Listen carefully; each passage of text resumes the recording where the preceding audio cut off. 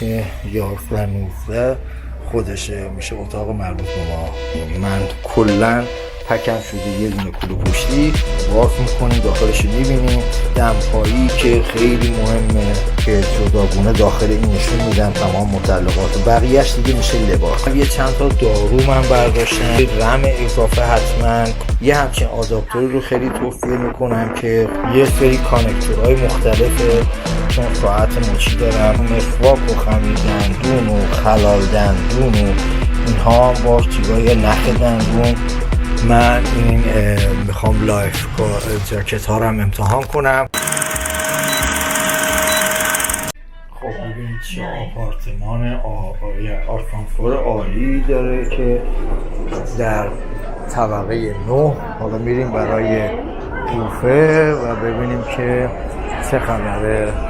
شاید خیلی بدیهی باشه ولی حتما توجه بکنید که در مواقع افتاری منتظر آسانسور نباشه، حتما باید از پله استفاده کنید. اینجا دک 9 هستش که این ور میره برای تراس و این ور میره برای اسپا و استخر و بقیه دم و دستگاه که حالا مفصل خواهیم دید بعد از نهار.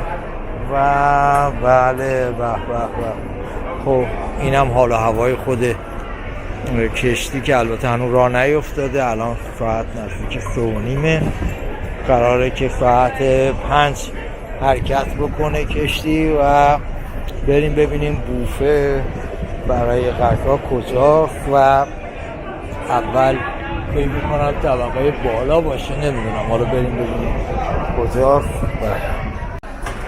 بله بوفه اون روبرو هستش و اونم که در واقع دوم کشتی معروف کارنیوال و فضای داخل استخر که حالا حتما استخرهای دیگه هم باید باشه، من نمیدونم. خب اینا رو خواهیم دید ولی فعلا هیچی که واجبتر از غرقا نیست که این باید منطقه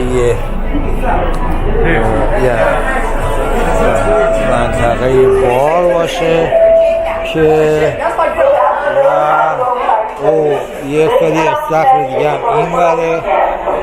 چه خبره اینجا؟ واه خب بله بریم ببینیم.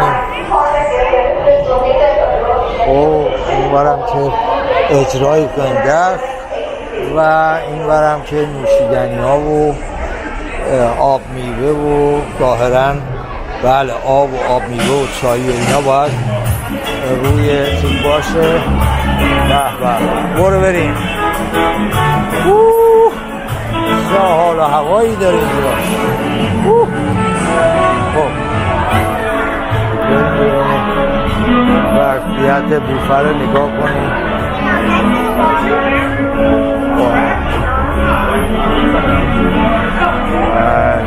چیه؟ یه طبقه بالا میره. خب ببینیم خیلی متفاوته با اون کشتی نروژین. چقدر لوکس در و دیوار و کف و این ور اون ور و چقدر بزرگه، هر جا رو میگردیم پره. و بریم ببینیم غذا رو از کجا میتونیم پیدا کنیم. اینا که تو صف وایسادن تا آشنا بشیم ببینیم که به چه شکلی میتونیم غذا رو پیدا بکنیم و تقریبا پره اما سبک سیاقش خیلی متفاوته. اینم منظره قایق‌های استواری از بالا. الان ما طبقه 9 هستیم که امیدوارم کشتی تو فیلم خوب بیفته. خب بریم جلوتر ببینیم که I'm sorry. و خب اینا چه تو کفن اینجا. اون وقت ببینیم که چه غذاهایی هست. سوسیس و کالباس و همبرگر و غیره اینجاست و انواع کیک و چیزای شیرین این وره. اون وقت آب و نوشیدنی و اینا این طرف. پس نوشیدنی آب میوه و اینا هستش، چای و غیره.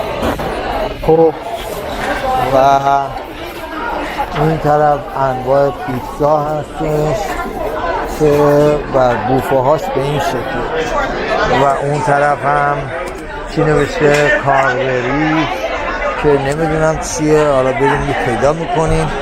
او اینم منظره پارکینگ. بله اینجا من ماشین خودم هم دارم میبینم این بالا و منطقه در واقع سوار شدن به کشتی اونور نشون داده میشه. روی سقف هم ببینید این مجسمه های چیز زیاد هستش سر تا سر که خب میشه دید و بله خیلی جو متفاوتی داره. خب بس دیگه بریم حالا فعلا یه چیزی پیدا کنیم بخوریم. خب انواع بستنی نامحدود و لیموناد، آب، چای، قهوه اینا نامحدوده. فقط سودا یعنی نوشابه گازدار و الکلیه که باید پول بدیم وگرنه لزومی نداره. تانکیو که حتما بخواید شما این پکیج بیوریج رو بگیرید.